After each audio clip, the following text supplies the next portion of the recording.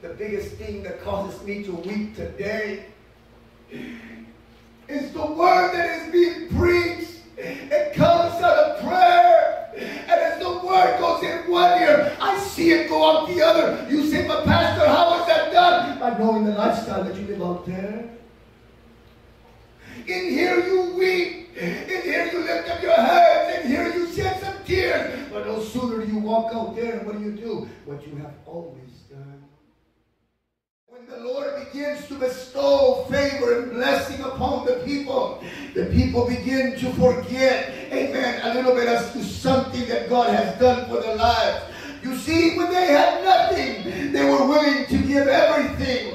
When they found themselves hurting, when they didn't know what to do, when they didn't know where to turn, when they didn't know who to talk to, and then somebody invited them to the house of the Lord. And when they came to the house of the Lord, they found the rest that their soul was looking for. They found the peace that was needed so much in their life. And it seemed that after a little while, they put their whole heart into it. It seemed they plunged into this thing with both feet. And then what happened in the course of time, it seemed that God was beginning to bless the people. And all of a sudden, amen, people started missing. And this is the way it always happens. This is the way it always works. Amen. Sometimes we fail to understand that what we think is important is not important to God. And God is wanting someone in this place to understand. He's getting everything ready. He's wanting to see what you are going to tell him. I encourage you not to make excuses unto God. I encourage you to fight against your carnal nature that wants to call the shots in your life, that thinks he knows more than what's already written. I encourage you to surrender your will to make sure that you do his. That one day you can taste of the marriage supper of the Lamb. When God raises a man and he places him in front of you, it is so wise for you to listen to the word that comes out of his mouth.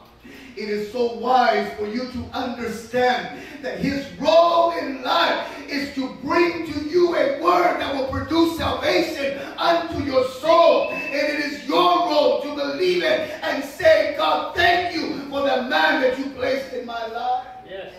God has loaned you a gift called a pastor, a minister, evangelist. Yes. They're there to do what? To preach to you the word of God. But we're living in a day that sometimes I weep and I weep and I weep. And you know why I weep? I weep because I'm teaching you to pray and yet you don't pray. I'm teaching you to do some things that you never did before. But still you sit in the presence of God like it's no big thing.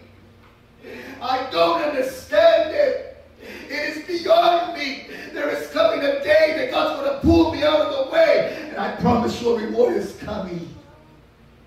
A reward is coming that I cannot stop. I cannot get in the way no more. This is going to be between you and your maker. But God has sent you somebody to stand in the gap. But in a little bit I won't be able to stand anymore. I feel the Spirit of the Lord is moving me out of the way. I feel that those that I love, I got to move out of the way. Why? Because they take it for granted the word. They take it for granted the person that God has placed in their life. Listen to me, somebody today. You've got to understand that which you're being taught for your own salvation. That which you're being shown for your own good. I'm not here to say that I'm better than you in any way. No, I choose to suffer with you. I choose to endure what you're enduring. Why? That together one day when they rejoice in the kingdom of heaven.